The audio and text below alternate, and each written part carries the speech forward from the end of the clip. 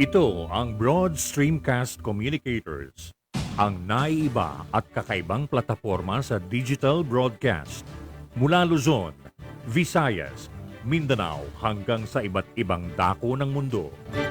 Broad Streamcast Communicators, ang sandigan ng sambayanan mula sa walang labis at walang kulang na pagbabalita, paglilingkod, maglalahad ng mga mapagbuong komentaryo at usaping pambayan para sa kapakanan ng karamihan. Broad Streamcast Communicators, tuwirang maglilingkod ngayon hanggang sa susunod na henerasyon.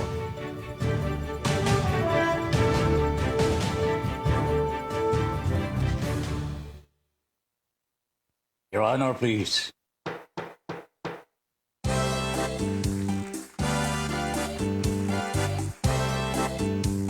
Philippines. Your Honor, please, pakinggan mo reaksyon at komentaryo. Hihimayin ni Ben Paimon ang bawat isyu. Your Honor, please. Mga kurang sa gobyerno, wala siya sinasanto. Mga baho ibibisto kahit sino. Trabaho lang, walang personalan. Ang tamaan, mabubunggulan. Komentaryo'y makatotohanan. Dito lang malalaman. Sibig pa'y po inyong samahan. Your Honor, please, inyong pakinggan. Mga isyu sa ating bayan pag-uusapan. Your Honor, please. Problema ng ating bayan talakayin, pag-usapan upang maliwanagan ang taong bayan. Your Honor, please. Your Honor, please, pakinggan mo reaksyon at komentaryo. Hihimayin ni Ben Paimon ang bawat isyu. Trabaho lang, walang personalan.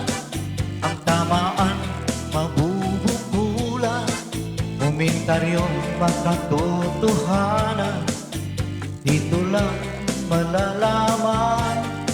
Sibig pa'y po inyong samahan. Your Honor, please, inyong pakinggan. Mga isyu sa ating bayan pag-uusapan.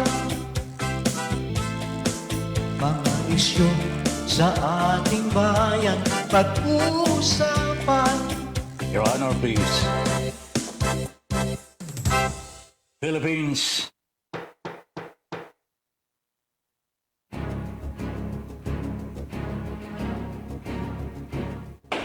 Magkaiba man ang ating pananaw, hindi tayo magkaaway kailanman.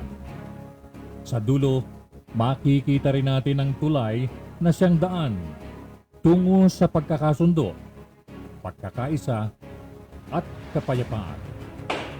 Your Honor, please. Ben Paipon, the bridge commentator and broadcaster on board. Your Honor, please. In defense of truth, justice, and freedom.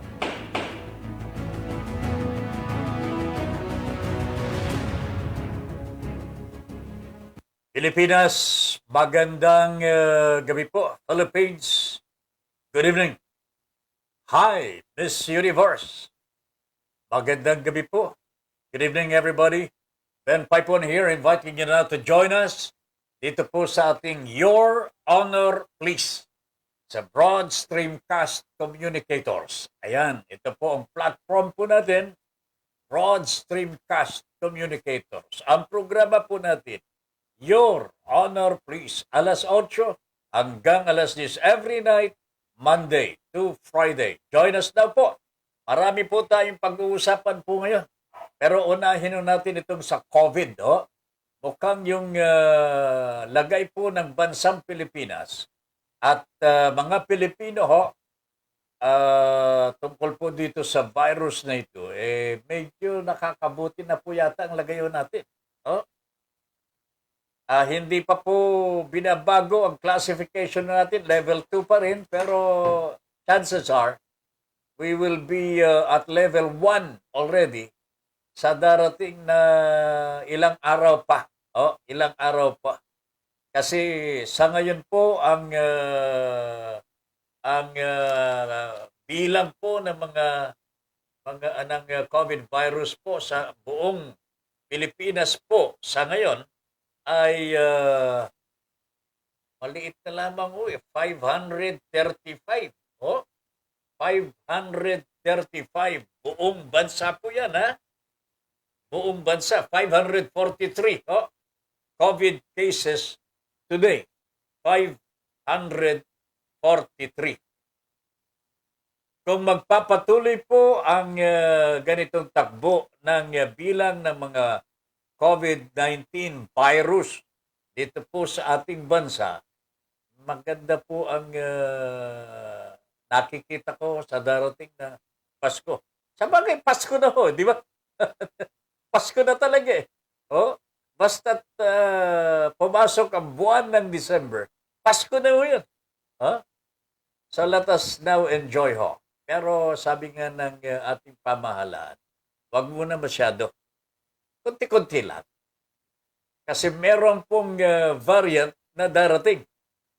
Hindi natin alam kung kailan. Hindi na po natin tinatanong kung darating.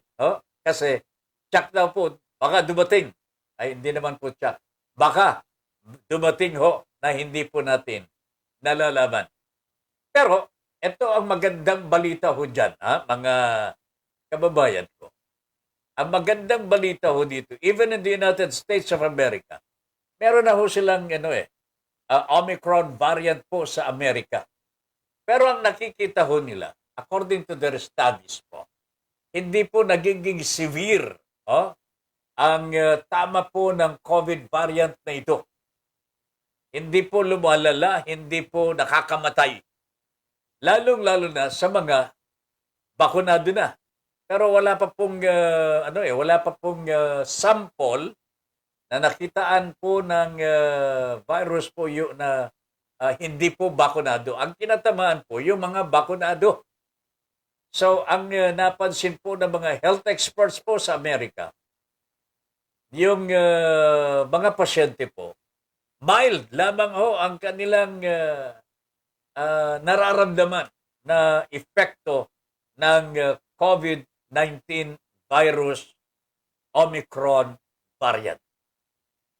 Magandang pangitain ito, sabi nga po ng mga health experts po natin, pero hindi pa po natin malalaman kung ito po ay may pagbabago sa hinaharap. Pero as of today, sinasabi po nila, mild lamang ang tama po ng variant na ito. So that being the case, mga kababayan, all the more, hindi pa kasi lubos, hindi pa ganap ang pag-aaral tungkol po dito sa Omicron variant po. Kanya, ang payo sa atin, mag-iingat pa rin. At syempre magpabakuna na tayo. Wag na po nating hintayin na talagang pumasa na yung mandated vaccination. Wag na ninyong hintayin yan, mga kababayan. Tingnan ninyo ito nangyari po sa isang police. Colonel na po ito, Mapro-promote na Magiging happy na po siya ng isang detachment sana. Pero nung tinanong siya ng mga superior po niya, ikaw ba, Colonel, bakunado na? Sabi po Sir, negative pa po. Ganun. Bakit ayaw mo? Hindi na pinasagot. Alright. Sa susunod ka na lang. Ayun. Hindi po na ilagay bilang happy ng detachment. Promotions na po sana niya yan. But because he was not vaccinated, ayan. Yan ang napala po niya. Huwag na ho nating hintayin po mga kababayan na mag-utos po ang ating Pangulong Duterte na gawing mandated na po ang vaccination sa mga Pilipino. O, huwag na po nating hintayin. Sana ho, isipin na lamang ho natin, kapakanan po ng pamilya, kapakanan po ng bawat individual po yung magpapabakuna ho eh. Huwag na ho nating isipin ho yung mga negative effect ng bakuna. May effect po yun pagka nabakunahan ka, nagkakaroon ka ng yung masamang pakiramdam. Pero, sabi naman, eksperto, hindi lalalayan.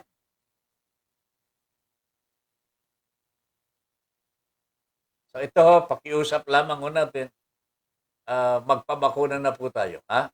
Magpabakuna na po tayo, isipin na lamang po natin ang kapakanan ng sarili nating pamilya. Ha?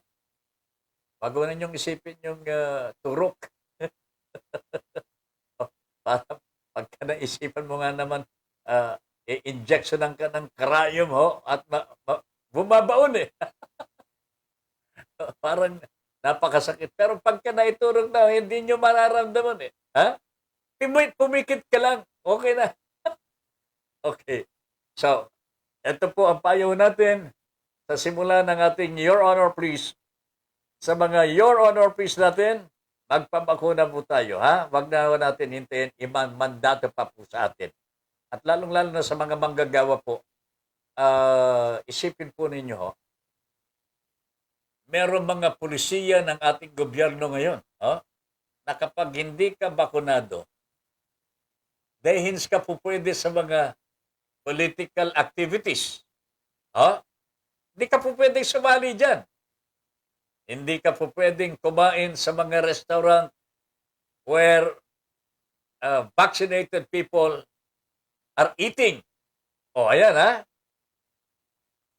Maraming mga restrictions po na ilalagay sa mga hindi bakunado. Huwag ninyong isipin na sinusupreso nila ang inyong kalayaan. Hindi po. Inaalaala ho ng ating pamahalaan ang kalusugan po ng bawat isa. Yung mga nagpabakuna po, gusto nilang ligtas ho sa anumang sakit. Yung mga hindi nagpabakuna, hindi po inaalintana ho, magkasakit man sila o hindi, o makahawa po sila sa kanilang kapwa. Kanya ho, ito ang hindi naman po parurusahan na ito. Pero, lalagyan po ng mga limitasyon at mga restrictions ang kanilang movements. Ayan. Wag na ho natin, sasabi ko sa inyo, wag na po nating intayin na magmandato pa ang Pangulong Rodrigo Duterte o gagawa pa po ng mga batas tungkol dito. I think voluntary on the part of the individual is the best. Isipin na lamang po natin para sa kapakanan naman po ng bawat isa sa atin. Let us not think of ourselves alone. Yung personal po natin ginawa. Wag. We have neighbors, we have other people with us. We interact with people. God created us as a people, as a community. Kanya, hindi po tayo nag-iisa. No man is an island. No man is an island. I hope you will agree with me. Ito po yung napakalaga na isa-isip po natin, kapakanan ng bawat isa sa atin. Chincha Bustig, magandang gabi po. Good evening po, Sir Ben and Bamlin and to all BSC people of family. Yan. Lilian Gabriel, ganon din po. Gandang gabi po, Tata Ben. Miss Universe, stay safe and blessed. Hello, Kuya Andy Lauzon. Oy, Andy. Wala pa si Andy, Hi, Boracay. God bless us all. God first. Yan, done sharing na po siya. Binabati rin po ni Ma'am Lilian sila Mr. President, Yud Salaw, Madam Geneva, at ganoon din po ang pamilyang Salaw. Ganoon din po ang mga members and board officials ng BSC. Magandang gabi po from Lilian Gabriel. Alex Aquino is watching. Naya Ravena, ganoon din po. Magandang gabi po, Ma'am Naya. Tess Obanya Malanum is watching. Mel, ganoon din po. Good evening, Your Honor. Please, Miss Universe, have a blessed Tuesday. Thank you, Mami Naya, for sharing love. You, sabi ni Lilian Gabriel. Jomar Maymar is watching. Ayan, ganun din po si Ed Pausa, watching na po tatabin. Good evening to all viewers. Lakad tayo, paring Ed. Lakad tayo sa Biyernes. Okay? Lakad tayo sa Biyernes. Tawag ako bukas ng umaga. Okay? Ma'am Lilian, kumusta ka raw? Sabi ni Mr. Andy Lauzon. Ayan. Bakit? Bakit nangungumusta? Ako, baka may misteryong nangyayari na dito. Hindi ko na maintindihan yan. Angelica Paz is watching. Ma'am Angelica, magandang gabi po. Ayan, Ed Pausa responded, yes, my friend. Okay, pagkita tayo, same place, same time, Padre. 9:30. Okay, eto. Matatandaan po si Suki, mga kababayan, yung presidente ng Myanmar. Lumabas muna tayo sa ating bansa sandali kasi napakalaking bagay itong nangyayari po sa Myanmar. Democratic country na po yan dati-rati. Pero hindi po matanggap ng mga militar ng Myanmar na sila po ay walang bahagi sa pamamahala ng kanilang bansa. Nagkudita po sila for the nth time, mga kababayan. At pinilit po nilang kuhanin ng pamamahala ng Myanmar sa duly elected officials, democratic leaders of Myanmar. At alam po ninyo ang ginawa ng militar, mga kababayan. Kunwari, nilitis po itong si Suki. Ito po yung Democratic President. They filed fabricated charges against the President of Myanmar.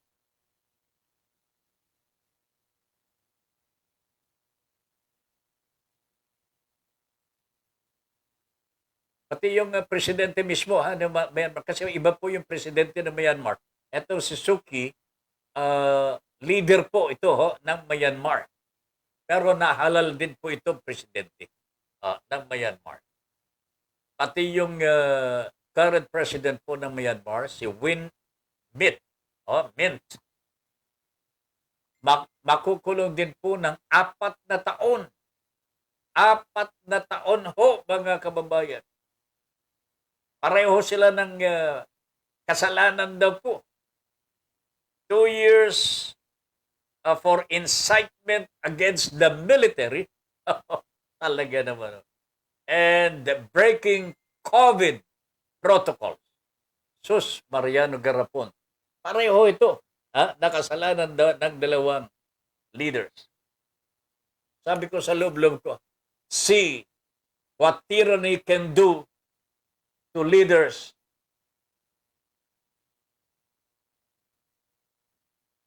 who are opposing yung mga namumuno, yung mga tyrants. Wala silang kinatatakutan.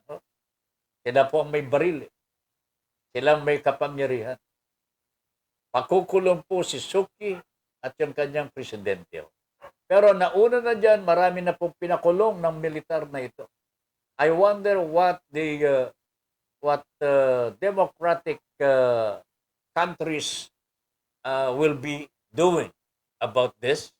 Pero ang kinatatakutan ko po, mga kababayan, ay kung mangyari din po itong ganitong pangyayari sa Myanmar, mangyari din po sa ating bansa.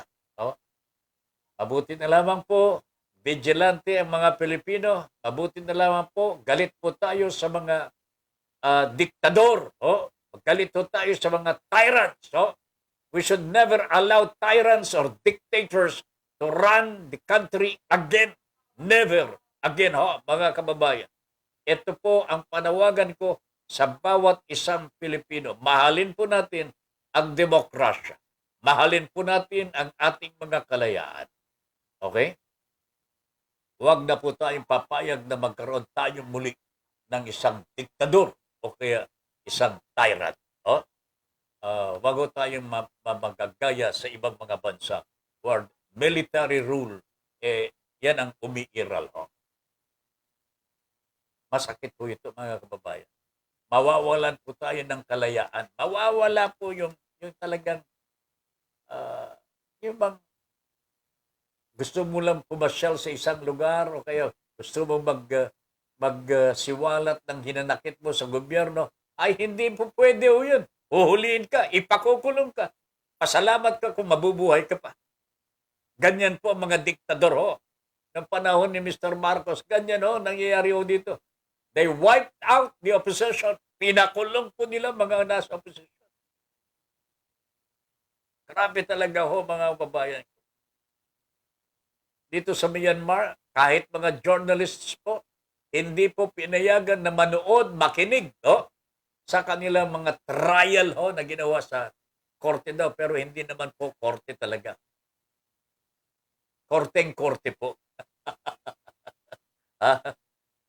Even the press could not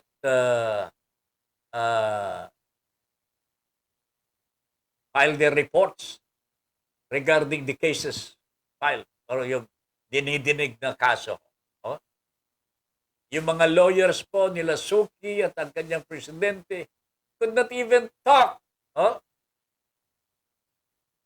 to the press. Hindi po sila makakapagsumbong sa mga journalists.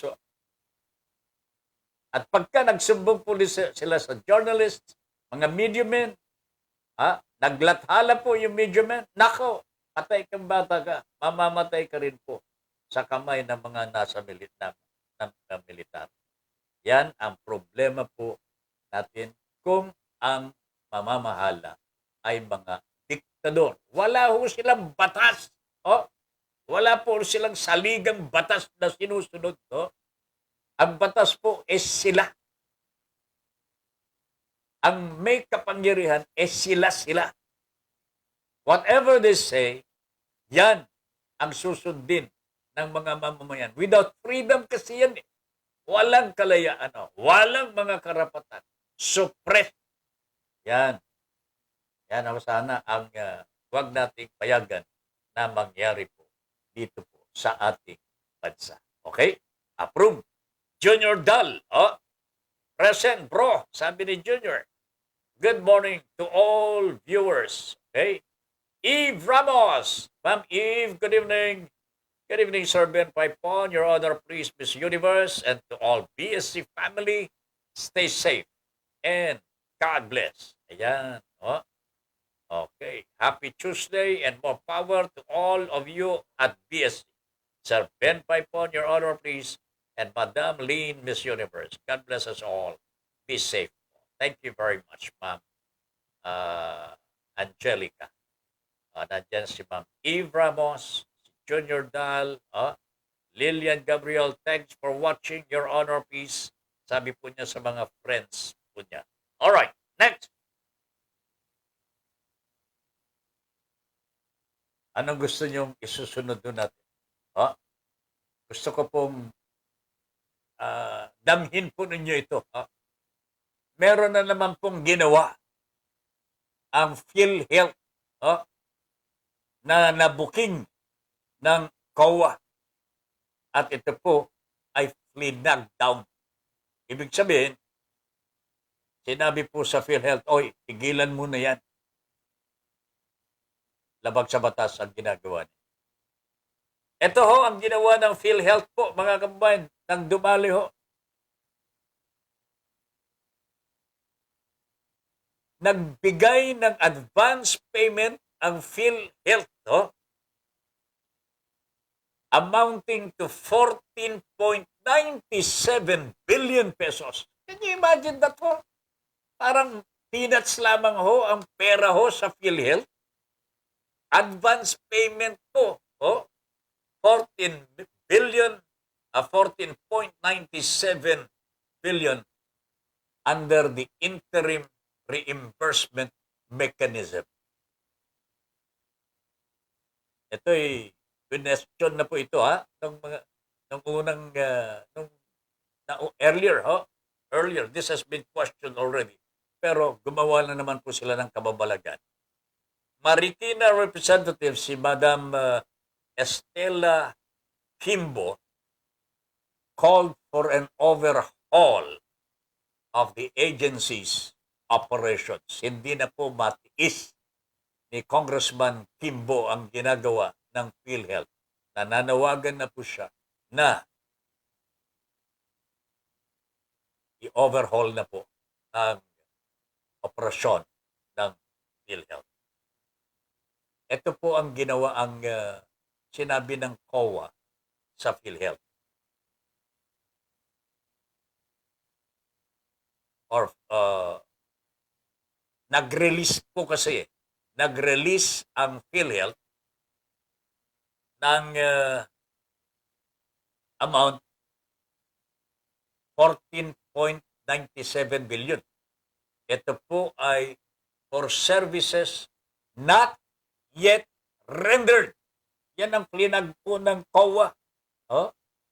Mantakinunan nyo, nag-advance ang PhilHealth ng napakaliking halaga ng serbisyo na wala pa pong nagagawa for services not yet rendered, contrary to PD 1445 na nagsasaad that prohibits advance payments for services, supplies, and materials not yet delivered. Maliban lamang po kung ito ay aprobado po ng Pangulong Duterte. In this particular case, walang approval po ang Presidente. Pero nagpalabas ng pera, pondo, 14.97 billion pesos pagbayad po sa mga serbisyo na hindi pa po na-deliver. Wow, ang bait naman po ng PhilHealth. Samantalang ang mga private hospitals na dapat pong bayaran na ng PhilHealth, nagmamakaawa na bayaran ho sila. Siguro meron na pong nabayaran unti-unti, kaya tumahimik po ang mga private hospitals. Pero nagbanta na po sila, nakakalas na po sila sa PhilHealth kapag hindi pa po nagbabayad po ang PhilHealth. Pero ngayon, mukhang nagbayad po ng konti. Natahimik po mga private hospitals. Ano kaya nangyari nga talaga? No? Pero dumali na naman po ang PhilHealth po. Gumastos na naman po ito. 14.97 billion pesos. Parang mani-mani lamang ho, pero sa PhilHealth, grabe na talaga ito.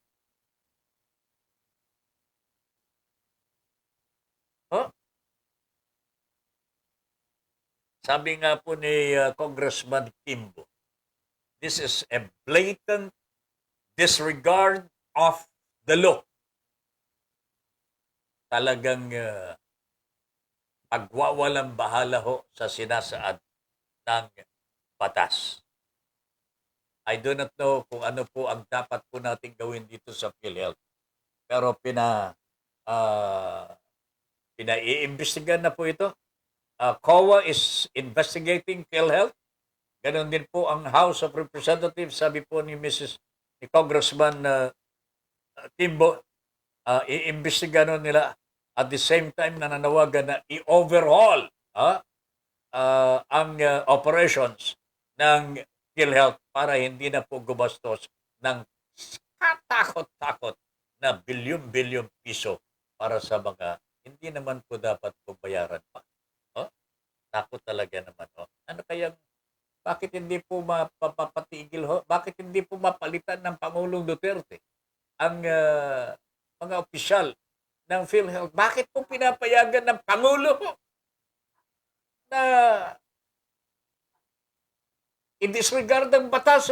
Sabi ho niya, sabi ni Kimpo, Congressman Kimpo, this is a blatant disregard of the law. Mr. President, nakakahiya po ito. Nakakahiya po kayo. Kayo po ang pinagsasabihan po ni Congressman Kimpo. Kahit sabihin pa ninyo, hindi ako. Pero kayo hong presidente ho ng Pilipinas ho. Bakit hindi po ninyo? Why don't you save the money of the Filipinos ho from the hands of PhilHealth? Sobra na po ito. 14 bilyong piso po. 14.97 billion pesos. So 15 bilyong piso po ito. Ano ninyo natatanggap ito, Mr. President? O baka naman may commission ho kaya dyan. Ha? Kanya pinababayaan na lamang po ninyo. Pero tandaan ho ninyo, pera po ng Pilipino ho yan. Para sa mga Pilipino, sa kalusugan po ng ating mga kababayang Pilipino. Pero bakit ho ganyan, Mr. President? No? Ano kayang gagawin po ng mga presidential bolso natin pagka sila'y nanalo bilang presidente ng Pilipinas? Papalitan ho kaya nila ang tagapamahalan ng PhilHealth? Baka naman ho. Kaya ho, nagloloko na po sila dahil alam nilang mawawalan na ho sila sa posisyon dahil magkakaroon na po ng mga bagong mamumuno sa ating bansa ho pagdating ng halalan. Oh, di ba? Baka nga ganun niya ang iniisip ng mangyari. Oh? Magpapalit na po kasi ng mga tagapamahalan ng bansang Pilipinas. Pati ang China ho dito, baka kinakabahan na rin po ang China sapagkat ito mga presidential bulso natin against ho sila sa pananakop po ng bansang China. And we support. The Filipino people support that very much. Oh? Pero higit sa lahat, itong ginagawa ng PhilHealth, hindi na po makatao po ito. Hindi na po makatwiran, hindi na po makatarungan ho ito. I wonder why our president is doing nothing to investigate PhilHealth. Naku, talaga naman po. 15 bilyong piso ho. Magsasawalang kibo ang ating Pangulo when the Commission on Audit is already flagged down. Oh? Kumbaga sana, yun, sinecheck na po niya ang PhilHealth po ay hindi pa kumikibo ang Pangulong Duterte. Bakit? Oh? Mr. Ed Bausa, what do you think? Bakit ho? Hindi kumikibo ang Pangulong Duterte. Ha? Bakit kaya? Oh? Ayan. Oh? Mel Rodelio Militante es una fría noche de martes, señor Ben. Y a todos los esquidores de your honor, please, y la familia. BSC. Wow, talaga naman. Good evening, Mel. Angelica Paz, happy Tuesday and more power to all of you at BSC. Sir Ben Paipon, your honor, please. Ma'am Lynn, Miss Universe, God bless us all and be safe. Ayan. Si Ma'am Eve M. Ramos, nanonood din po. Good evening, Sir Ben. Your honor, please. Miss Universe and to all BSC families, stay safe and God bless us all. Ayan. Okay. Aha. Myanmar's military commander-in-chief, Min Aung Hlaing, has taken the power. Nagkudita po sila. Kaya sila ngayon ang namamahala. I remember, nangako po ang bansang Amerika noon na hindi sila papayag sa ganitong pag-aagaw ng demokrasya. Magkukudita. Parang, talaga naman. Pero nagtataka po tayo bakit hindi po didisiplina ho ng democratic countries all over the world ang Myanmar. Maliit na bansa lamang po ito mga kababayan, pero bakit pinapayagan po ng mga democratic countries ang ganitong pananakop? Sana ho, kastiguhin po ng mga free and democratic institutions or countries ang ginagawang pang-aagaw ng kapangyarihan ng mga militar. Mercy Ong. Good evening po, Kuya Ben, Paipon, and Madam Lynn. Stay safe po. And God be with you always. Ingat po lagi. Yan. Maraming salamat po, Ma'am Mercy Ong. Ano ba talaga, sabi ni Mel, ang totoo? Kill health or feel wealth? Neither of the two, my friend. Kill health na siguro ito. Kill health. Pero pagka sinabing kill health, mamamatay tayo eh. Wala tayong sustento ho. Meron pong pondo na inilaan ng ating pamahalaan para sa kalusugan po ng mga Pilipino under the care of PhilHealth. Philippine Health Insurance po yan eh. Pero sa ngayon, tingnan po ninyo paggastos nila ng pera ng taong bayan. This is our money.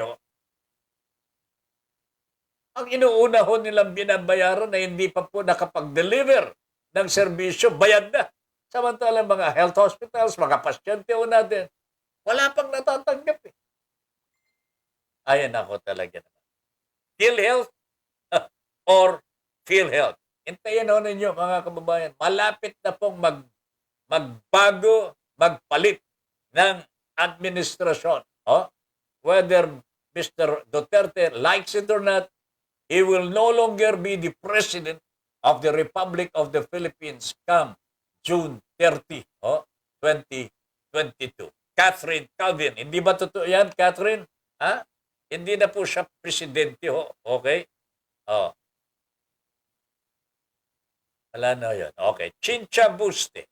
Hindi po kaya may basbas din ng presidente? Kasi paano sila makakalakas ng loob na gumawa ng katiwaliang mahirap maitago na nabubunyag at nabubuyang-yang. Siguro nabubuyang-yang ito. Tama ho ito, mga kababayan ko. The president should know this, no? Kung hindi man po niya alam na gumawa na naman ng kalokohan ang PhilHealth, somebody must have relayed the message to him. Kaya hindi po pwedeng hindi malaman po ng Pangulo. Kahit hindi pa po siguro alam ng PhilHealth, ng COA, alam na po dapat ng Pangulo kasi alam po ninyo mga kababayan, napakalaki po ang intelligence fund ng Pangulong Duterte ho. Billion din po ang intelligence fund ho nito. Kanya hindi ka makakaligtas sa kanya talaga. Not PhilHealth mga kababayan. And not with the amount 15 billion pesos. Pinamahagi po sa mga kakontrata ho nila na hindi pa po nakakapag-deliver ng serbisyo. Wow, talaga naman. Does the President know this? I'm pretty sure, sabi nga ni Ma'am Cynthia Buste, alam po ng Pangulo yan. Alam po na. Kaya I'm asking the President, what are you doing, Mr. President? Bakit hindi po ninyo sinisisanti ho ang ganito mga uri ng mga opisyalis po ninyo? Ayan na ako talaga. Ed Bauza, alam na this. Ika nga ni Kim Atienza. Alam na this. O nga naman, sabi ni Kuya Kim, alam na this. So, Mr. President, what about it now? You know what the PhilHealth is doing, pero wala kayong ginagawa. Very bad. Magkakandidato, magsisenador pa naman ho kayo after your term. Paano kayo iboboto ng taong bayan yan? Pinababayaan po ninyong mawala ang pondo para sa mga kababayan po natin for their health care. Diyos ko dahi. Alam na this. Ika nga ni Kim Atienza, sabi ni Ed Bauza. Sir Mel, sabi ni Mercy Ong, matatapos na naman ang taon. Wish ko sa iyo, magkaroon ka na ng kasama mo sa buhay. Mahirap tumanda, mag-isa. Advice lang po yan Sabi ni Ma'am Mercy, oh, Ma'am Mercy, nako, tamang-tama po yung payo nyo kay Mr. Mel Rodelio Militante. Pwede ba? Payuhan din po nyo si Ma'am Lilian. Payuhan po nyo si Ma'am Lilian. Sana all. Kasi nalulungkot na rin ho si Ma'am Lilian daw eh. Talagang hindi po siya makapamili eh. Talagang nagtapat na ho sa amin ho eh. Nung kami po nandoon sa kanyang tahanan po for the whole night. Nako, talaga naman po. Hirap na po ang kanyang kalooban.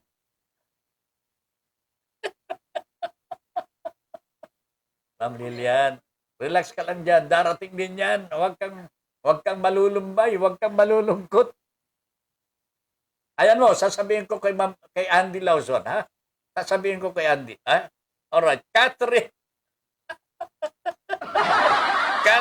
Calvin.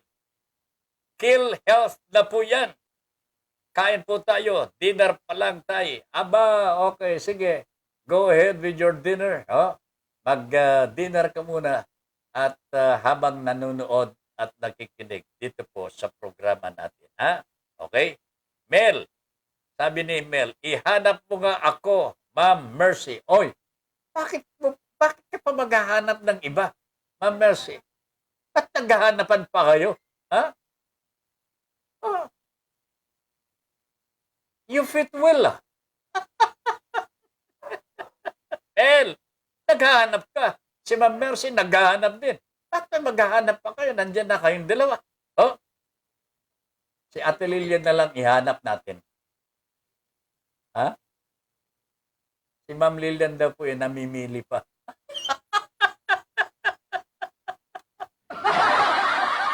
Ito lamang po ang kaalaman na hindi pa niya nasusukat talaga.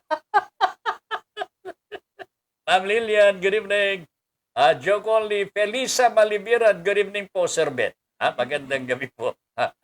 Evem Ramos, Sir Ben, dami ng samahan ng malalamig ang Pasko dito. Oo nga. Yung ibang mga may mga boyfriend na nanlalamig daw yung kanilang boyfriend. Ay nako talaga, napakalamig po ang panahon ngayon. Medyo I did not get yung temperature kanina in some areas of the country. Pero talaga mababa po ang ang temperature ho. Kaya bagsak po, malamig talaga ang panahon. Kanya kung lalabas po kayo, mag-jacket po kayo, ha? Mag-jacket po kayo, wag po kayong papayag na malamigan po yung katawan niyo kasi susceptible po kayo to illnesses. Okay? Catherine Calvin, parang gusto ko mabilaukan. Ha? Bakit? Ba't naging Mr. Cupido ka, Tay? Bakit? Na mali ata ako. Wag nang choosy. Hindi, si Ma'am Lilian daw ang namimili. Naghahanap po ng kapartner niya. Kasi, siyempre nag-iisa na sa buhay po yan. Di ba? Kung makikita naman po niya si Ma'am Lilian, talagang sexy body yan.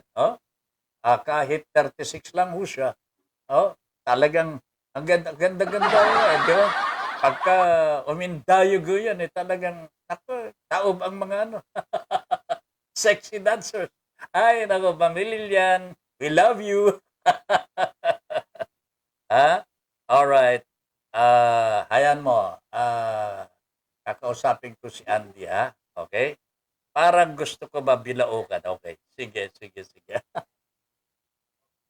Pinagpapawisan ka na ba? Tama lamang ko yan. Sa lamig ng panahon, ayan mo, pawisan ka. Bibigyan ka ni, Ma'am Linda nagtumawag ko dito. Bibigyan ka ng wheat bread. Wet bread. Alright, anyway, iwanan natin itong isyong ito, ha, mga kababayan, ha, itong PhilHealth. Pero panawagan natin sa ating Pangulo Duterte. Sana po, magkaroon na po kayo ng awa, Mr. President. Napakahalaga po ang pera na ito. Hawak-hawak po ng PhilHealth. Oh. This money is for the health care of the Filipino people.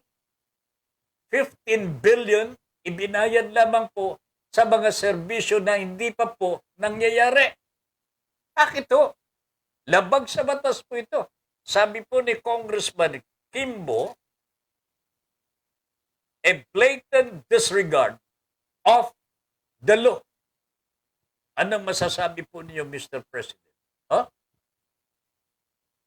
Madali lang yan, sabi ni Mr. Dungo, sa mga single, mag-post sa SOCMED, wanted partner for life. Mahirap ang single, lalo na at nagkakaedad na. Oh, that's one advice for you, ha, Ma'am Lilian. Oh, sabi ni Mr. Armando Dungo and Mr. Rodelio Militante, Ma'am Mercy, oh, mag-post sa SOCMED, social media. Wanted partner. Subukan nga ninyo. For life. Mahirap talaga ang single, lalo na nagkakaedad. No. Ayan. Okay. Thank you, Mr. Armando Dungo. Okay? Areglado. Alright. To other issues po. Mukhang si Mr. Duque po nanganganib na po ang pwesto talaga nito. Pero ang sabi po kasi ng mga nakakausap po natin, mukhang nagbibiro lamang po ang ating Pangulong Duterte na naman. Kasi kagabi, mukhang nagpapahiwatig ko si Mr. Duterte. Tinatanong po niya si Father Nick Austriaco. Ito yung Octa Fellow. Nasa Octa din po siya. No? At microbiologist po ito. Molecular biologist po ang kanyang expertise. Molecular biologist. He is a part of the team developing the country's first Filipino-made vaccine. Meron na pala tayong mga scientists po ngayon na gumagawa ng paraan para magkaroon na rin po tayo ng bakuna. Hindi lamang po for this virus, pero for other viruses na kakaharapin po ng bansang Pilipinas. So ngayon po, nakikita po ni Mr. Duterte na may potential po. Ito si Father Nick. Kaya tinanong po siya ng Pangulo kagabi. Sabi niya,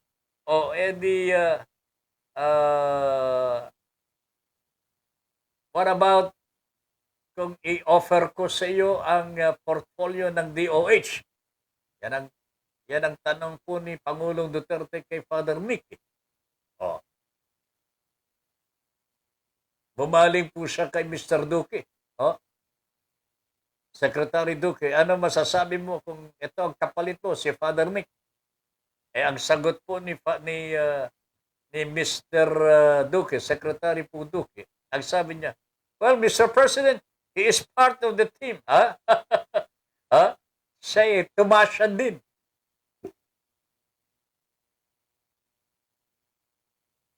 Duque and Father Nick are both graduates from the University of San Tomas. Tumasya din po yan Mr. President, walang problema sa akin. Ayan. Ayan. So, ano kaya? Tutuhanin po kaya ng ating Pangulong Duterte na nombrahan po si Father Nick bilang Secretary ng Department of Health. Molecular biologist po si Father Nick. Okay? And may pag-asa kaya?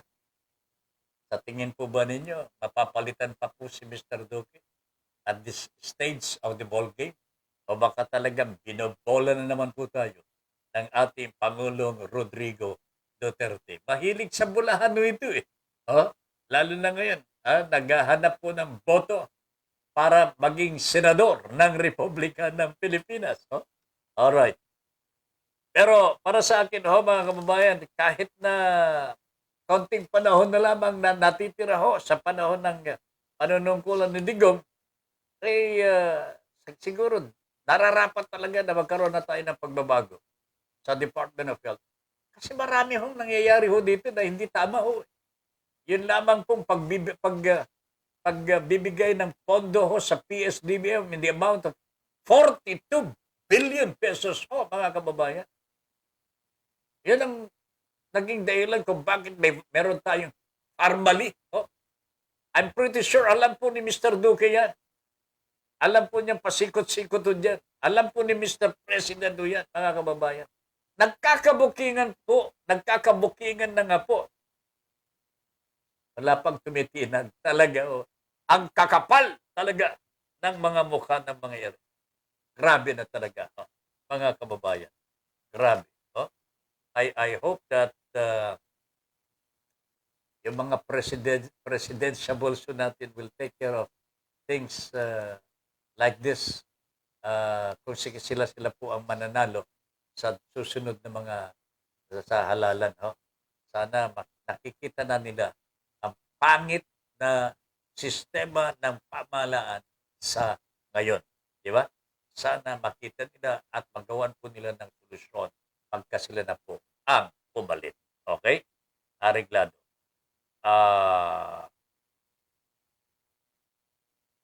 Mel Rodelio Militante. Ma'am Catherine, ihanap mo nga ako. Basta with pleasing personality, with 5'4" in height. Si Ma'am Mercy, 5'4" yan. Fair complexion. Yan. Maputi-puti si Ma'am Mercy. With vital statistics 34, 24, 36. Hindi ko na alam kung iyan ang statistics ni Ma'am Mercy. And most of all, no criminal record sa NBI. Talaga napakahigpit naman ito si Mel. Catherine Calvin, Tomasian here too. Sabi ni Catherine, UST graduate din po siya. Pero ikinahihiya siya ng community. Mocha is Tomasian too. Hindi tatanggapin ni Father yan kasi pure Tomasian may delikadesa. Ayan, may delikadesa ang mga Tomasians. Yung mga graduates po ng UST. Iba ang kultura dito sa UST mga kababayan. I know that because isa sa mga pamangkin ko po, nag-graduate po bilang pare ng Dominican Order. And Dominican Order ang namamahala po sa UST. Ayan. Si Father Ray Jose o Paipon Jose. Ayan. Okay? May sagot si Catherine kay Mel. Hindi. Okay. Pagkakain ko, hanapan kita agad. Patapusin mo nga naman, Mel, ang kanyang pagkain para makatulong na sa iyo. Ayan. Si Jello, ang aking apo dyan sa Babolo, Malolos, Bulacan, is watching the program right now. Jello, magandang gabi sa iyo. At sa mama mo si Ka-Emi. Magandang gabi sa inyo dyan. At saka si Sarah. Okay? Good evening po, Lolo Ben. Kumusta po kayo? Ngayon, okay naman po kami dito. Lolo Ben, ang temperature po dito ay 29 degrees. Paminsan-minsan po, paggabi po, hindi malamig. Pagminsan naman, sobrang lamig po. Ayan, Huwag kang magpapalamig, Jello.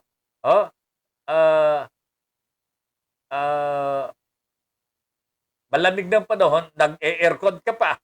Nako, Diyos ko, Ayan, At, ano ko, teka ha, hindi malamig. Pag minsan naman po sobrang malamig, parang po sa aircon.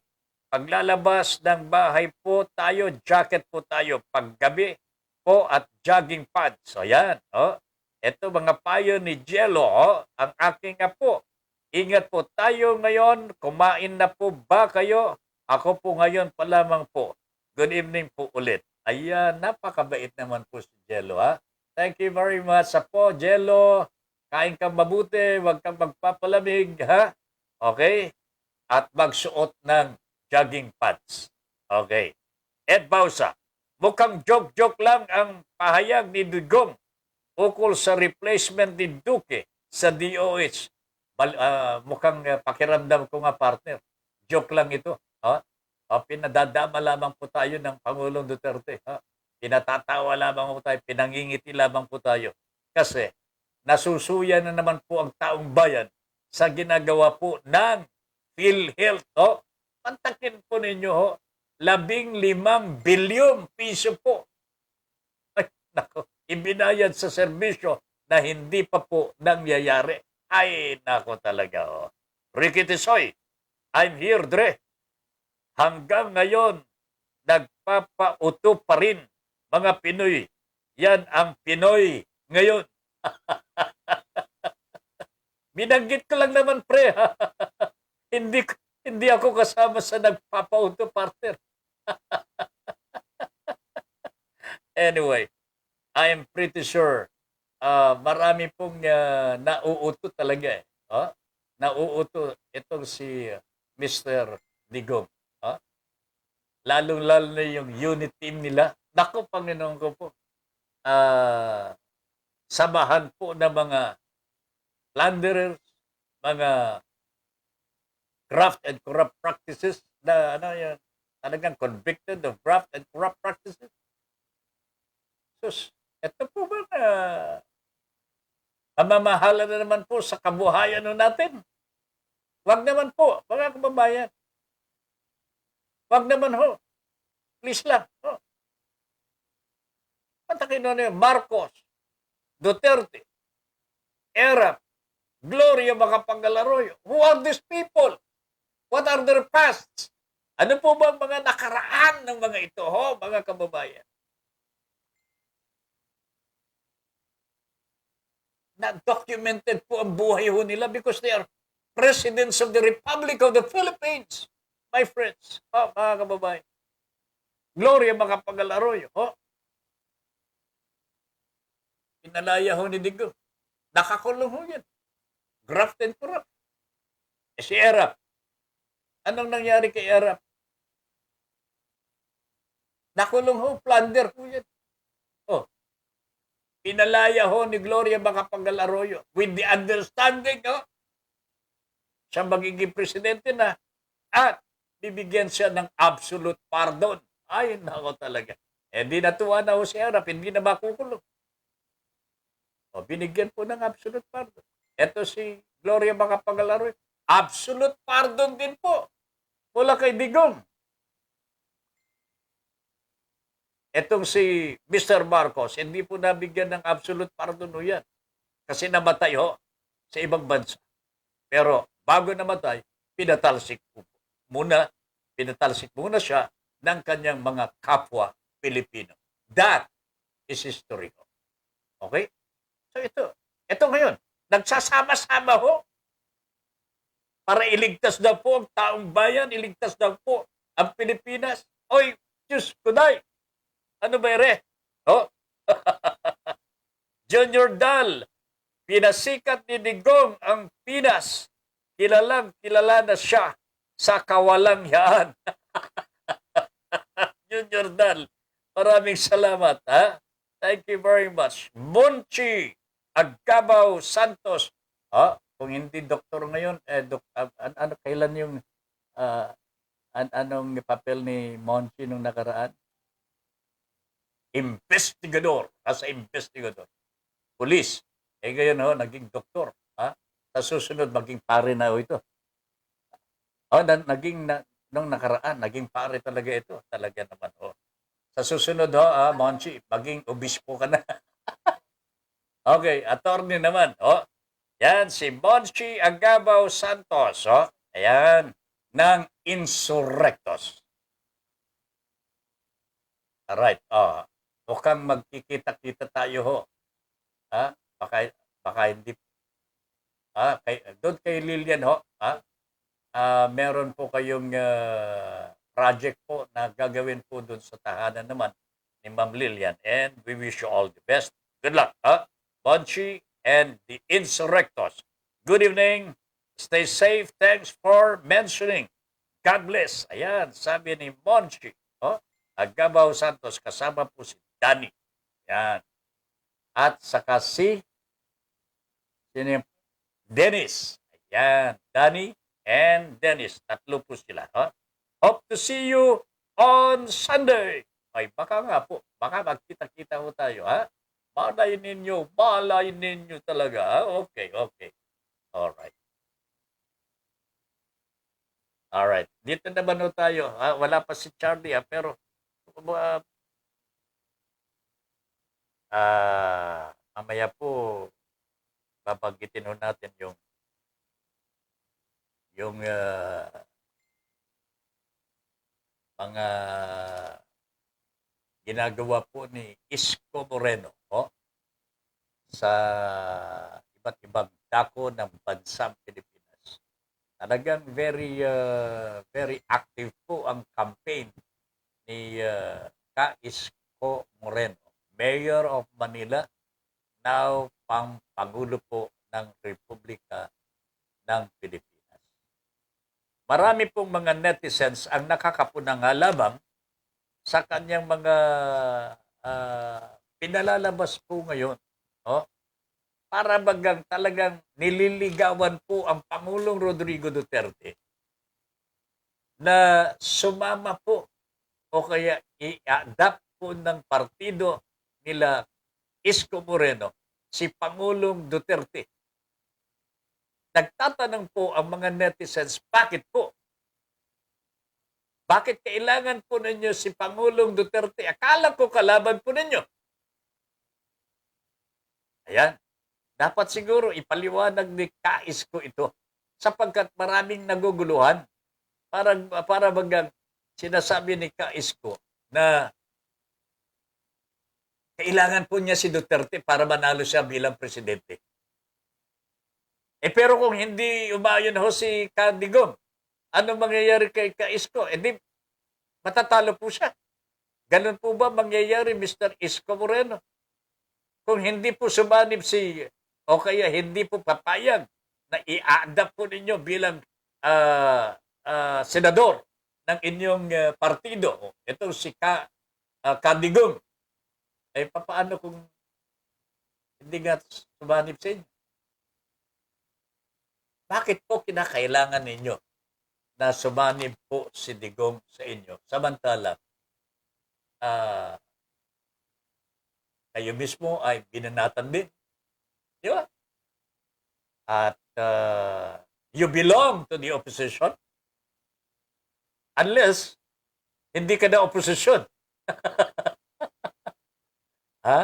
Gusto mo na talaga, Gusto na dapat nagpartner na lang po kayo ni Bongo.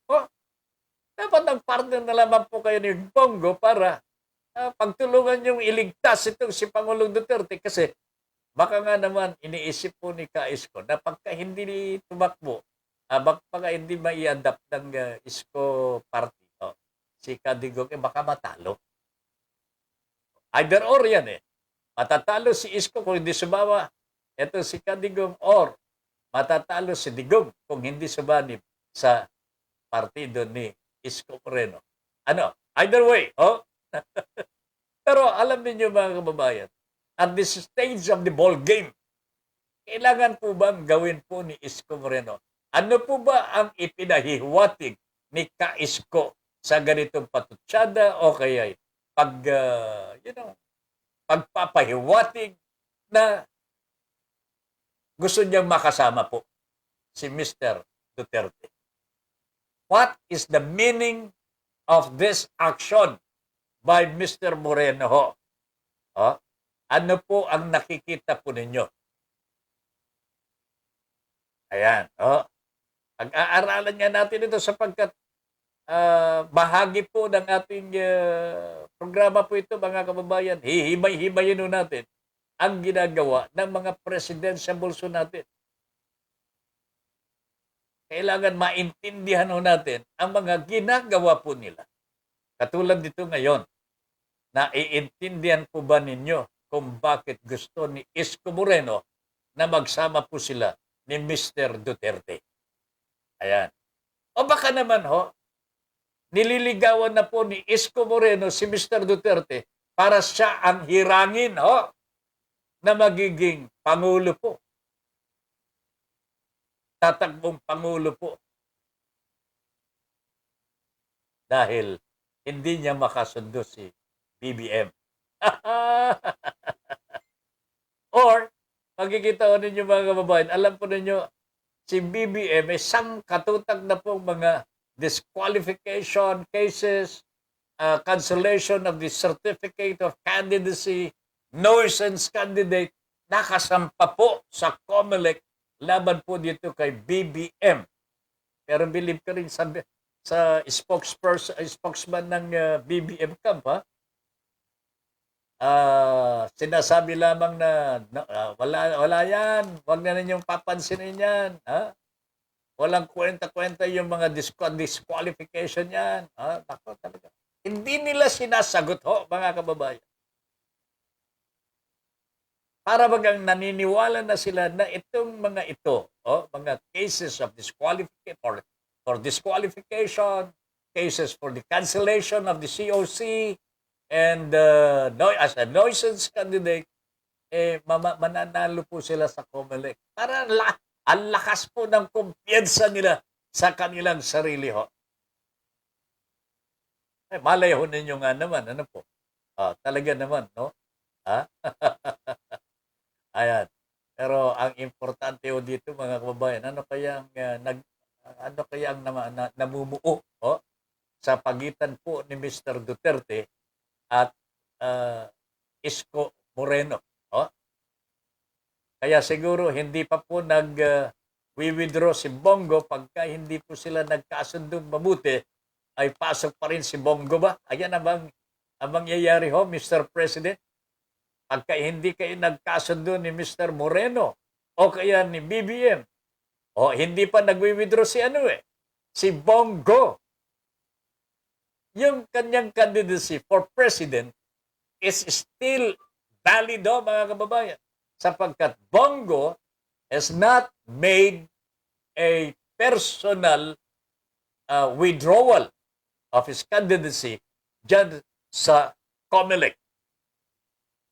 Kanya, sa ngayon, kandidato pa rin po si Bongo for president. So tatlo na po ang pagpipilian ng Pangulong Rodrigo Duterte. Nandyan si BBM, nandyan si Isko Moreno, at nandyan po si Mr. Bongo. Ayan.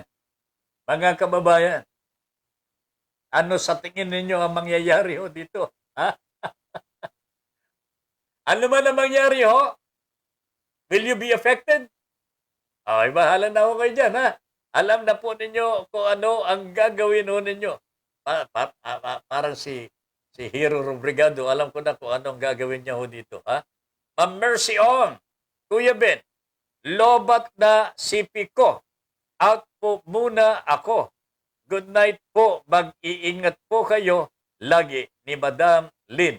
Ayan, no problem po, Ma'am Mercy Ong. O baka naman, ha? Meron pa kayong, sige. Good night na po. Lobat pala Lobat. Okay. Hero Robrigado is watching, Padre. Magandang gabi. Mel Rodelio Militante. Alam niyo po, tatabit, tandang-tanda ko pa yung speech ni Secretary Anyo sa Quezon City. Anya, walang corruption na dapat nangyayari sa national man o sa lokal na level ang mga posisyon sa gobyerno ay hindi isang, sandali lang hindi isang tropeyo. Siguro ito. Ayan.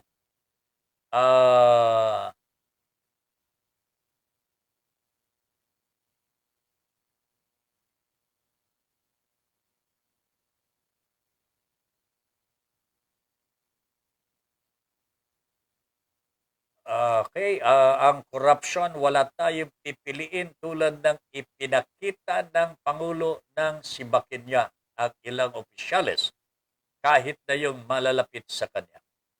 Ang tanong ko lang, natupad ba ang mga sinabi ni Sekretaryanyo? Ilang reklamo ba ang natanggap nila mula sa taong bayan noong panahon ng pandemya? Naaksyonan ba nila? Sa palagay po ba natin ay itutuloy pa nilang kasuhan ang ilang tiwaling mayors at mga kupitan gayong nalalapit na ang national election? Alam mo na ang sagot dyan, paring Mel. Corruption continues. Take a look at the PhilHealth po ngayon. Plinag-down po ng COA because of Sus Mariano Garapon. 15 milyon ang plinag-down po ng COA. Ibinigay pa naman pambayad po sa serbisyo na hindi pa po nangyayari. Anak ng pating naman talaga. Bakit hindi po alam ng Pangulo ito? 15 billion ang involved dito. Diyos ko day. Felisa Malibiran, naku po! Sabi ni Ma'am Felisa Malibiran, naku po! Ay talaga naman po, Ma'am Felisa. Katakot-takot po ito. Nakakabagabag ito ng damdamin. Talagang nakalulungkot mga kababayan, na ganito po ang nangyayari po sa ating bansa. PhilHealth was created specifically para merong pong kaagapay ang taong bayan sa kanilang kalusugan. Binadyetan po yan ng ating bansa. Healthcare, universal healthcare po, mga kababayan. Binadyetan po ng Kongreso. Hindi dapat po magkulang ang alalay sa mga kababayan natin pagdating sa kalusugan. Pero tingnan ho ninyo ang ginagawa ng PhilHealth. This is corruption at its highest order. Ito lamang this is 15 billion pesos. Paano pa po yung mga nauna na hindi pa po iniimbestigahan? Grabe na talaga ito, mga kababayan. Kaya nga hinahanapan po natin ang ating Pangulong Rodrigo Duterte. Alam po ba niya ang nangyayari dito? O baka nagtutulog-tulugan na lamang po ang Pangulong Duterte Ano kaya? Alam po ba niya ang nangyayari dito? I'm sure. Sabi nga ng mga netizens po natin, alam ng Pangulong Duterte yun. Bakit wala siyang ginagawa? Talagang hindi na siya gumagawa ng ganyan. Simula pa, wala siyang pakialam sa korupsyon.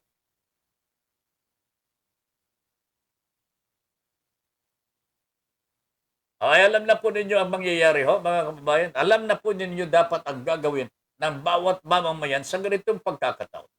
You know what to do sa susunod na halalan. The meantime mga kabayan, ako kanina nanonood po ako ng balita sa Channel 7, Channel 8, yun, ABS-CBN, at saka GMA. Yung TV Patrol po nila, at saka yung 24 oras. Ang balita presyo ng lechon. Natutulala mga kababayan. From the yung koral na mga maliliit na mga baboy. Yung mga lilitsunin. Their prices range from 1,500 to 2,500. Yan. Dadalhin po sa litsunan po ang baboy. Pagka nalitsun na po yan, ang magiging presyo niya is 5,000 to 7,000. Wow! Litsun, ha? That's for Christmas. Madodoble daw po yan pagdating ng, anong pangalan nito? Bagong taon. Mas malaki daw po ang presyo niyan pagdating ng bagong taon. Tanong ko dito, mga kababayan, wala po bang magagawa ang ating pamahalaan na to regulate naman? Hindi ko mo Pasko, hindi ko mo mga holidays, hindi ko mo magbabagong taon, papayagan na lamang po ba natin ang mga negosyante ho na gawin ang kanilang gustong gawin kahit nakakasakit na ho sila sa kanilang mga kababayan? Ay mabuti pa nga ho yung mga may-ari ng mga langis, diesel, kerosene. Eh bumaba ba po ang presyo nila eh? Eh bakit dito from within? Dito po sa atin mismo ito ba? Magkakababayan ho tayo. Naglalamangan pa. What is the DTI doing about this? What about the Department of Agriculture ho? Wala na po bang magawa? Kung ba magpapasko na, kailangan ho, bigyan na ng go signal ang mga negosyante to collect whatever amount they want to collect from the consumers. Ganun na po ba ngayon ang patakaran ho dito ho sa ating bansa ho? Mga kababayan, hindi ko matanggap po, mga kababayan, na ganun pong kalaki ang presyo na pwede nang ipataw ho sa mga lilitsunin ho. Sa bagay ho, sa atin naman, kung ganyan mga exorbitant fees already,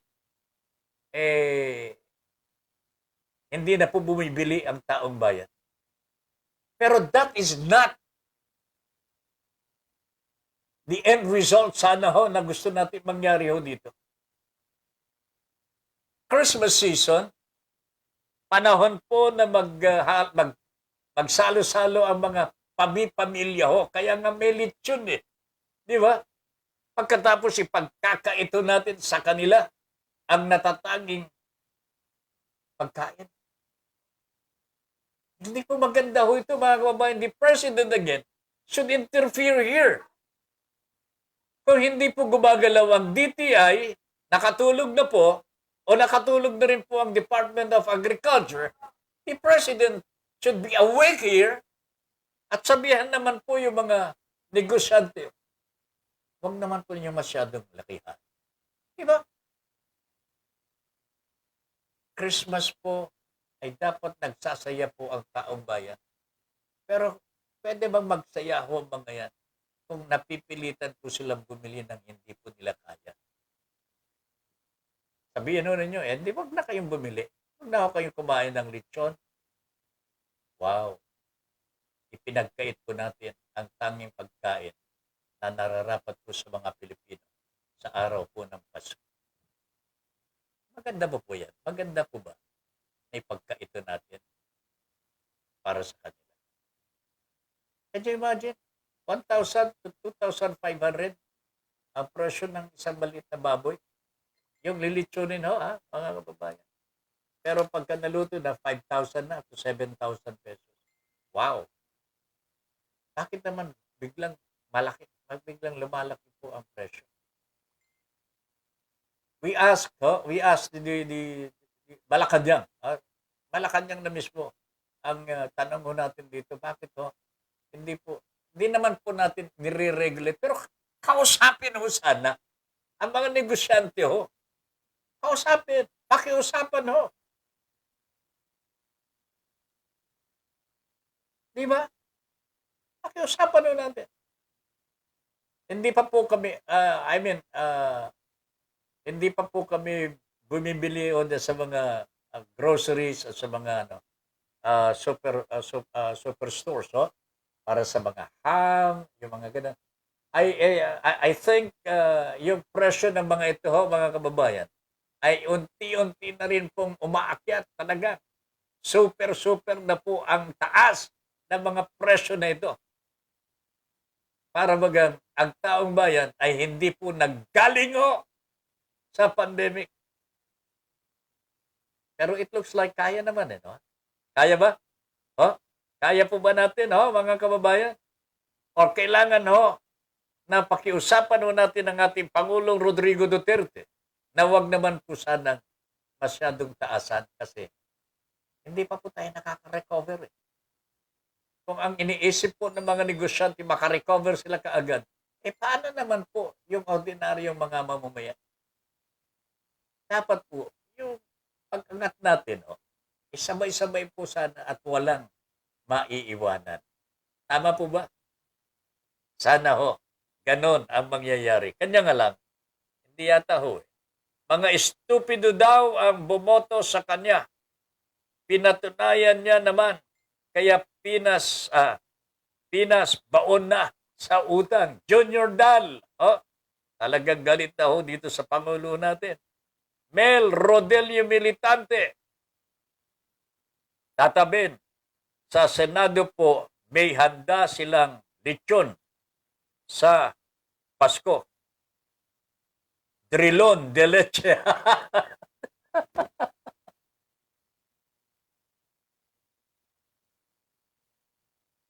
Hindi pwedeng drilon de leche, padre. Kasi matanda na si drilon. Hindi na. Hindi na de leche, partner. Lechon na lang. Drilon, lechon. Anyway, pero niloloko lamang po natin si Drilon, pero yung partnership po nila ni Mr. Dick Gordon sa Senado, yung Blue Ribbon Committee nila, malaking tulong, malaking bentahe po sa mga Pilipino ang kanilang ginagawang investigasyon. Ngayon, nakikita po natin na talagang there is corruption in the government.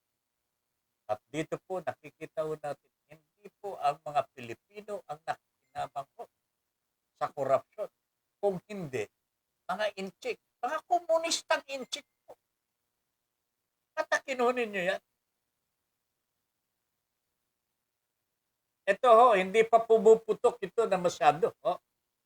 Pero itong malampaya issue mga kababayan, will tell you a very, very sad story for our government and for the people.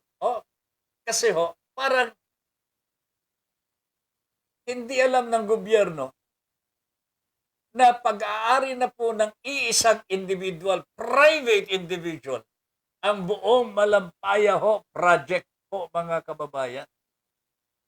How did this happen without the knowledge of the Department of Environment? I mean, Department of Energy. How did this happen na hindi po alam ni Mr. Cusi? Ito sinasabi ko nga Cabinet Secretary na si Mr. Cusi.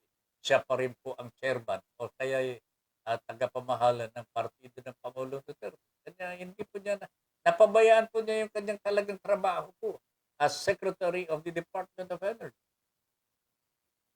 Ngayon, alam po ba ninyo ang ginawa po ni Mr. Cusi at saka si Dennis Uy, yung may-ari ngayon ng Malampaya? Nagsampa po ang ilang mga tumutulig sa kanila. Yung bang hindi po matanggap na napunta na kay Dennis Uy ang 90% of the Malampaya project. 90% na ang kay Dennis Uy mga kababayan. So there was a case filed with the Ombudsman. Hindi naman po nalalatala sa publiko ang kaso na ito. But it's already with the Ombudsman and may date po yan, mga kababayan. Nagreklamo po itong si Mr. Cusi at saka si Mr. Dennis Uy. At sinabi po nila, wala pang kaso. Inilagay na ninyo sa dyaryo, inilagay na ninyo sa social media, inilagay na ninyo sa balita. Cyber libel yan. Kaya kinasuhan po nila. Kinasuhan po nila ang ABS-CBN, GMA7, ano po ba yung mga Business World.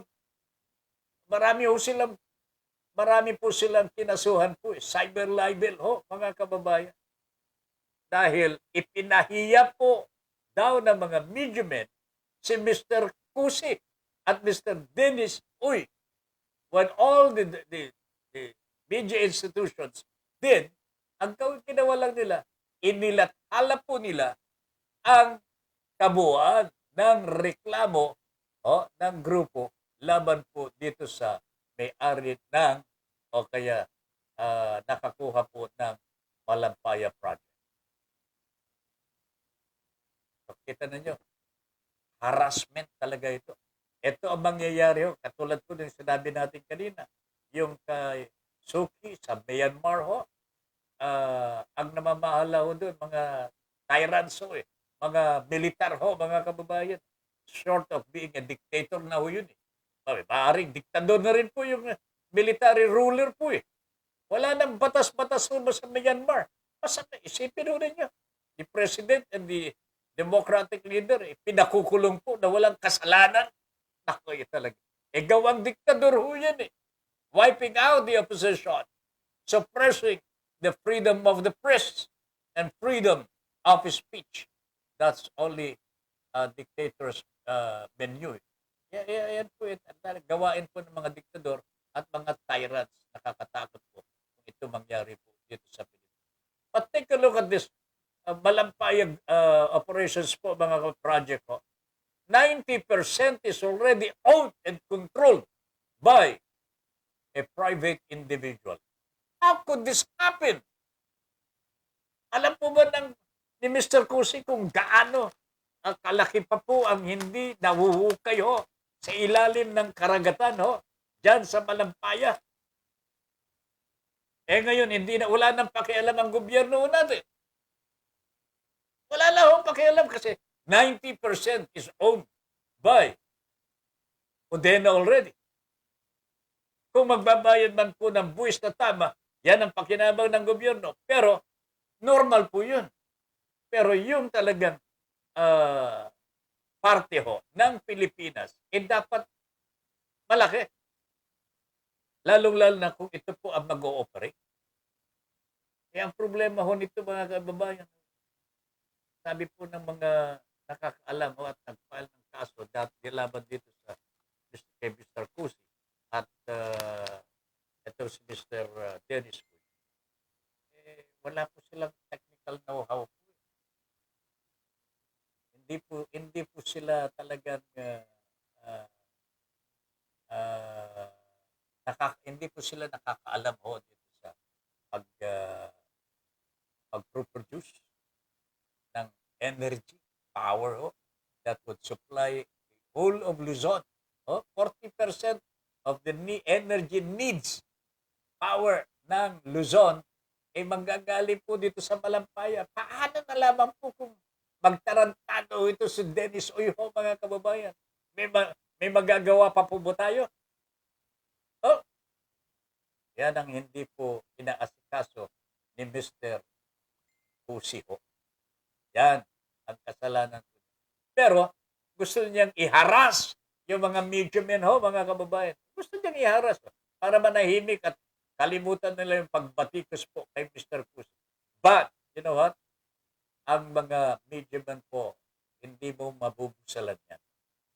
Lilitaw at lilitaw ang katotohanan yan, Mr. Cusi. Okay? Alright. Sabi po ni Catherine Calvin, kung kandidato pa rin si Bonggok, baka baka ang kailangan ni Isko ang naiiwang supporter ni Digong, pero he doesn't read any of them. He doesn't need any of them. Isa si Isko sa maaring mapagpilian ng tao if I were, ano ito? Ay naku, nawala.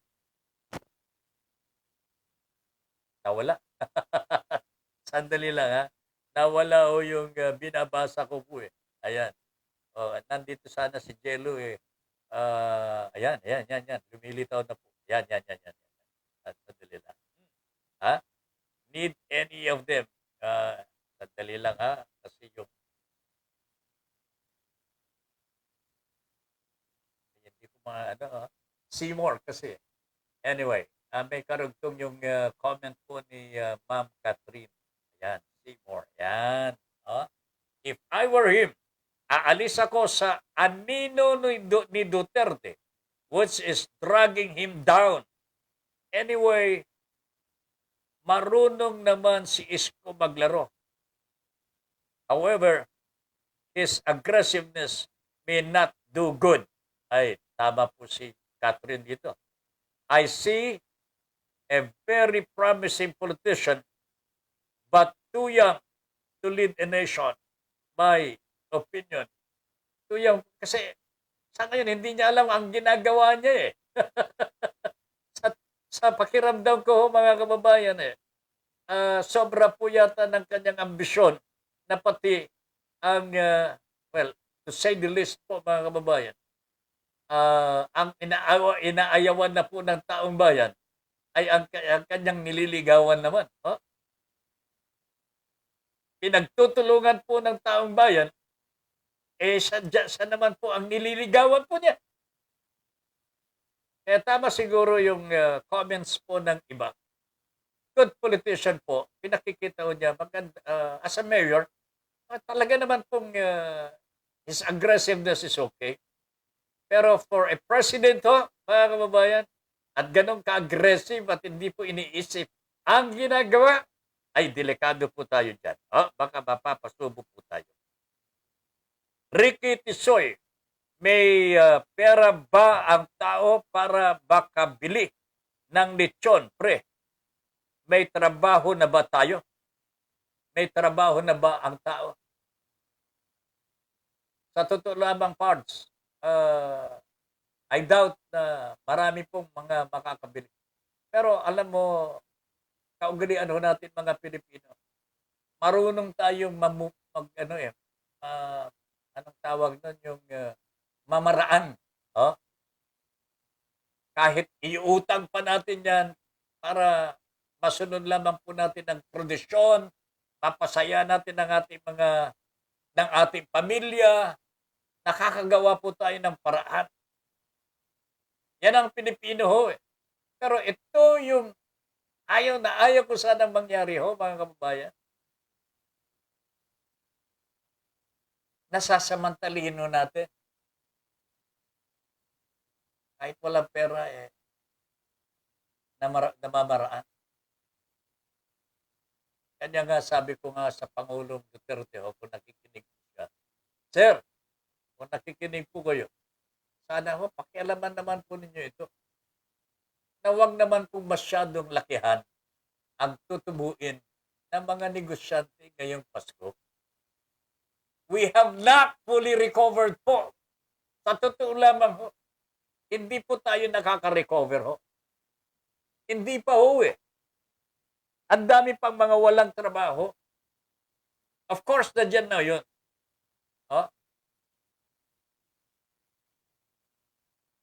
Pero marami pa pong walang trabaho. Ano naman po? Okay lamang po yung mga may trabaho na. Nakatanggap na po ng bonus. 13-month pay.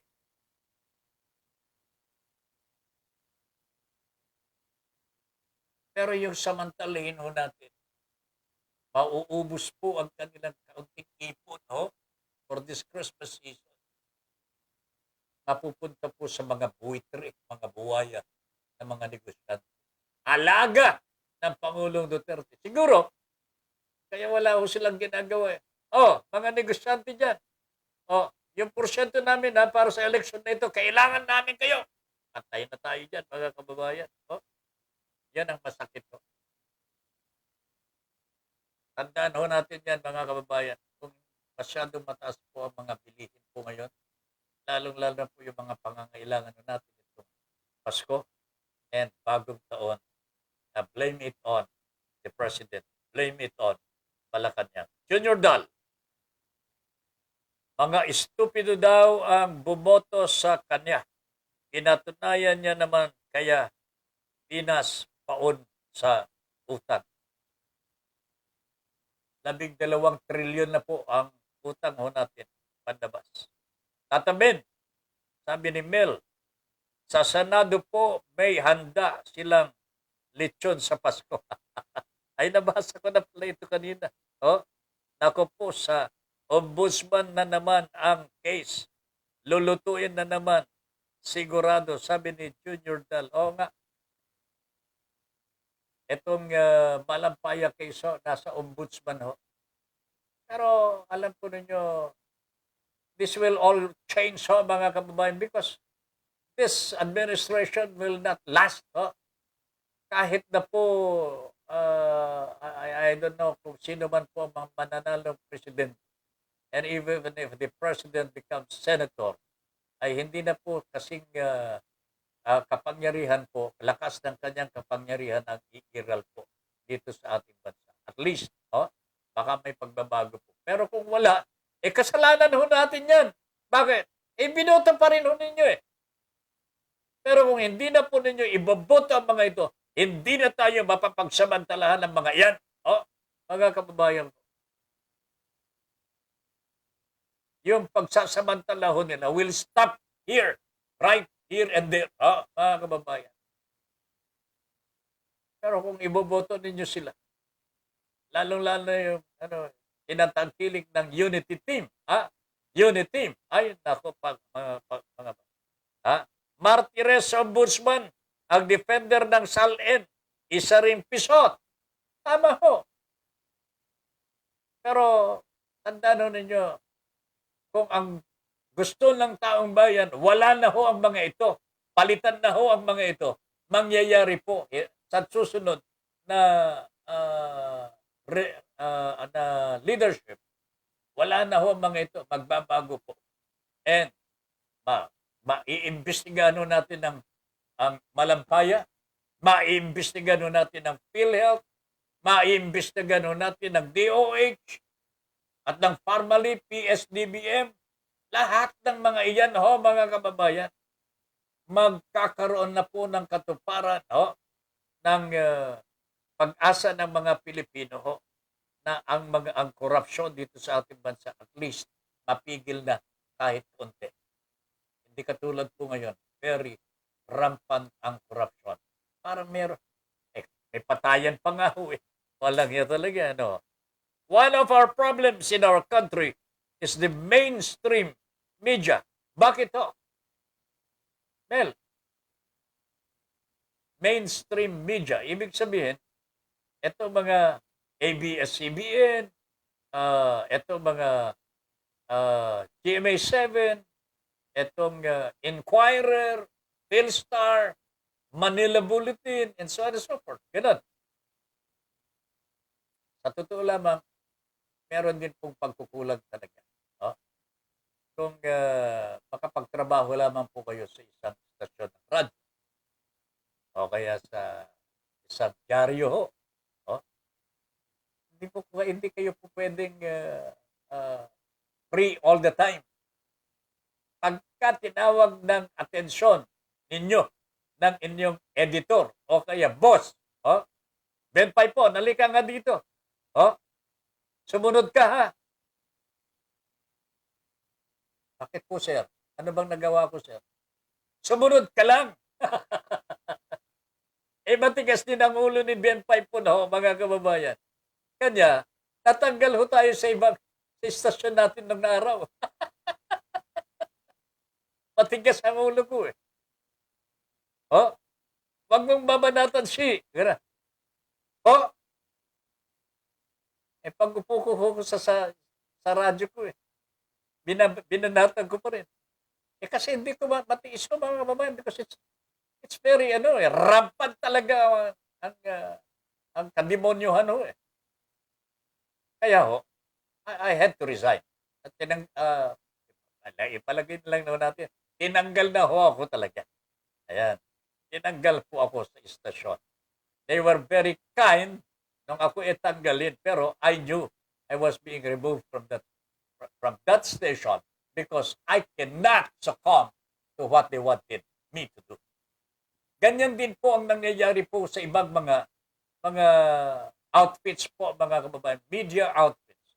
You cannot say no to the boss. Kung sila po ay nabili, wala kang magagawa kung hindi sumunod. Ayan ang problema po natin.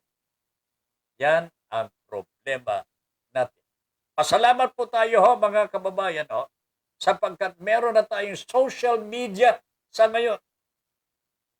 At least dito wala tayong boss. We are free. We exercise our freedom here. Malaya tayo dito. Hindi po katulad doon. Ako talaga, kahit sa ABS-CBN ngayon, tama po si Bel. Tama po si Bel. Sila rin po may kasalanan. Nakikita ko hindi nga pantay-pantay po ang oras ng mga presidential. So, meron po mas matagal ang exposure kaysa iba. Anong ibig sabihin nun? May lagay. I don't know kung sino ang nalalagyan. Yung boss o yung sumulat. Ay, nako talaga. Pero, alam niyo mga kababayan, this is a problem existing in all countries mga kababayan. Ang kailangan lamang po natin dito, siguro ito, social media po. Yung ibang mga announcers na hindi po nagpapatali sa kagustuhan po ng mga amo-amo nila. Independent broadcaster kayo. Kung gusto po ninyo mag-usap po tayo, you join our broad streamcast communicators because here there is freedom of the press. At ito po ang ginagawa po namin sa ngayon. Hindi po namin pinipigil na kayo po ay mag-comment. As a matter of fact, ina-encourage nga po namin kayo na magbigay po ng sarili ninyong mga opinion tungkol sa mga presidentiables po natin. Okay? Siyempre dito po meron din po tayong siyempre yung self-censorship. Di ba? Hindi naman sa sinesensor natin ang sasabihin po ninyo. Pero kung lumalala na o kaya hindi na po makatwiran, siyempre meron din pong censorship po yan. Idadaan po natin sa tama lamang. Okay. Si Ma'am Felisa Malibiran. Diyos mio, sabi ni Ma'am Felisa, wag na po nating iluklok. Sobrang pahirap na sa bayan ang mga corrupt na united sa pagnanakaw Isipin po niyo, iisa lang po ang kanilang performance po Nagsama-sama po ang mga magnanakaw. Sinungaling.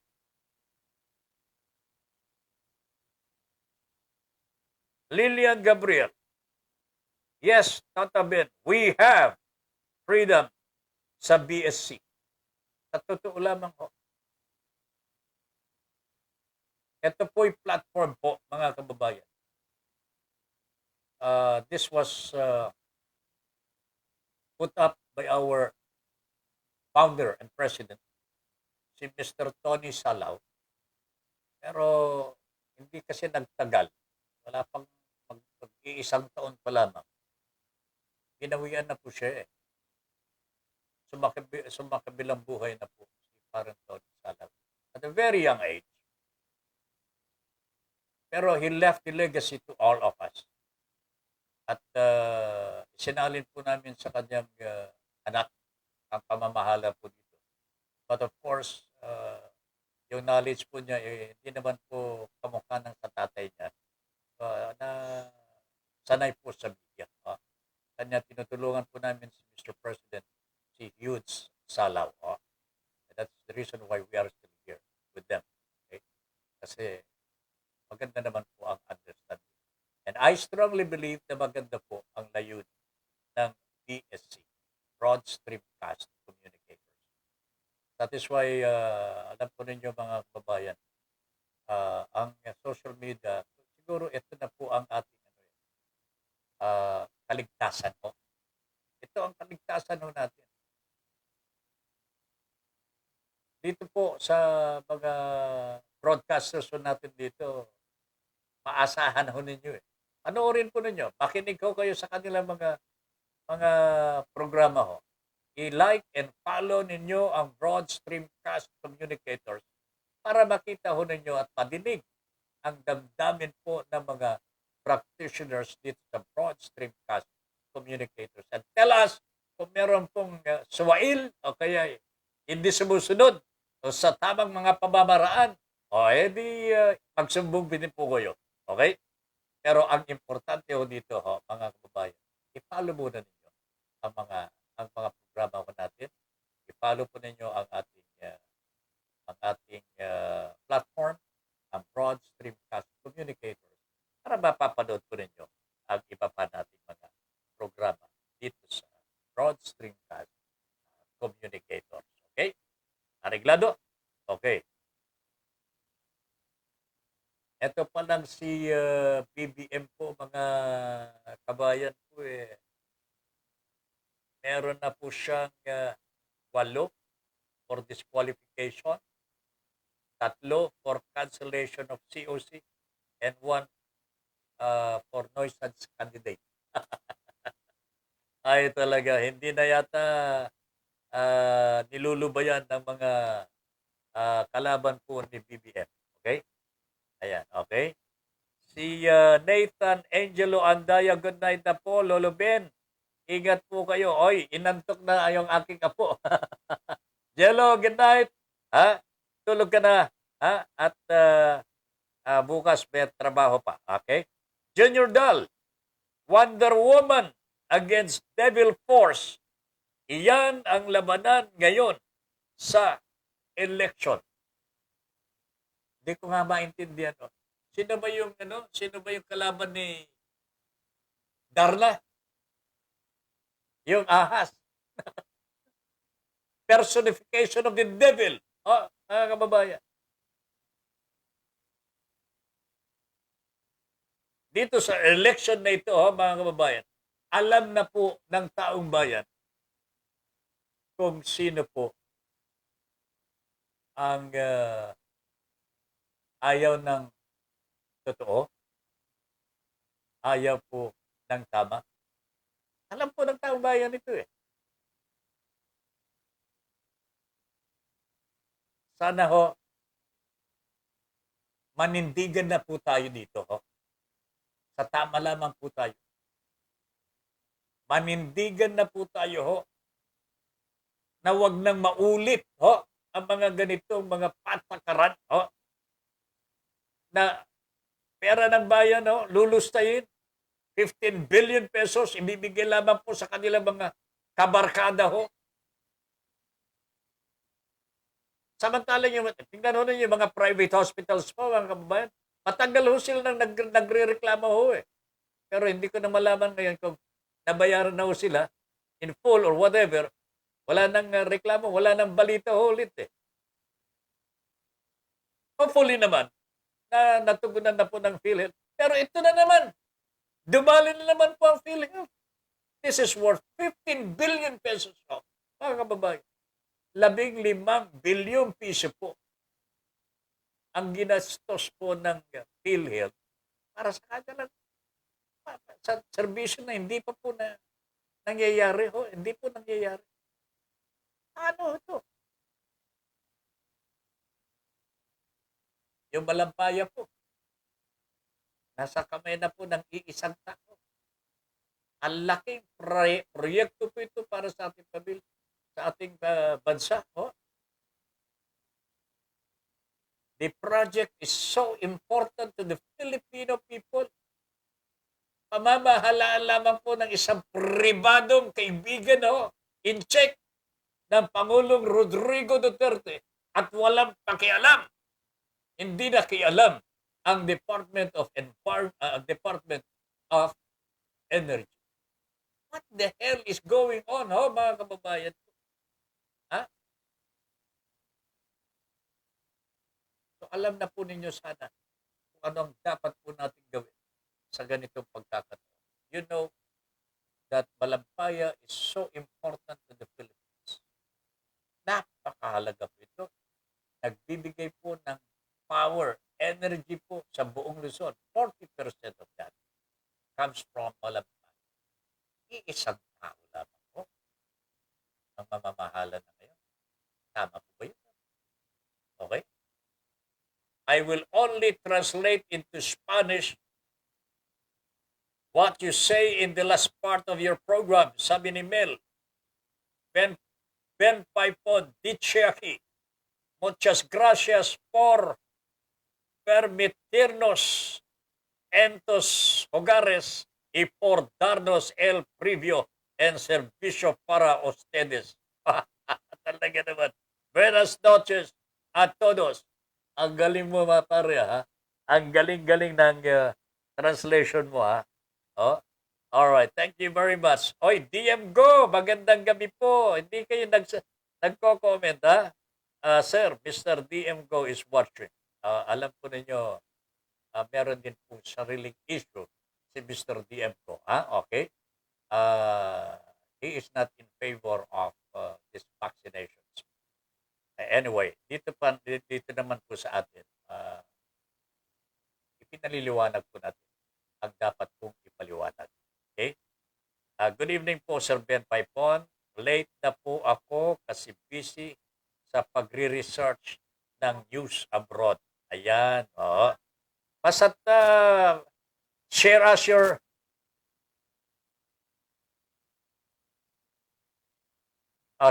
your report, ha? DM, di Mr. DM Go.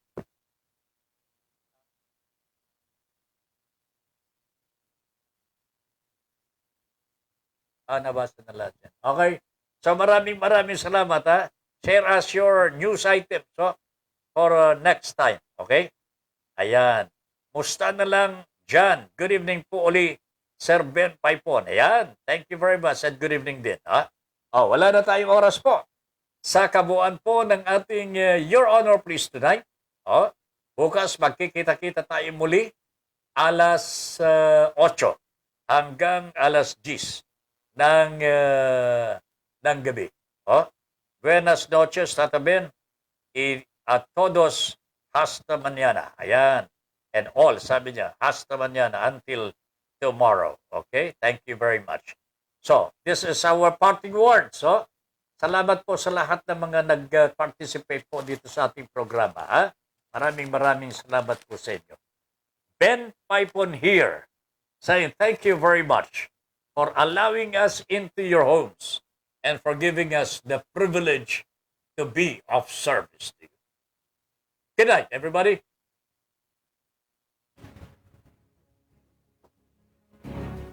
Inyong natunghayan ang makabuluhang pagtalakay sa mga isyong napapanahon. Hanggang sa muli, dito pa rin sa Broad Streamcast Communicators. Para sa malayang pamamahayag. Your Honor, please. Maraming salamat po.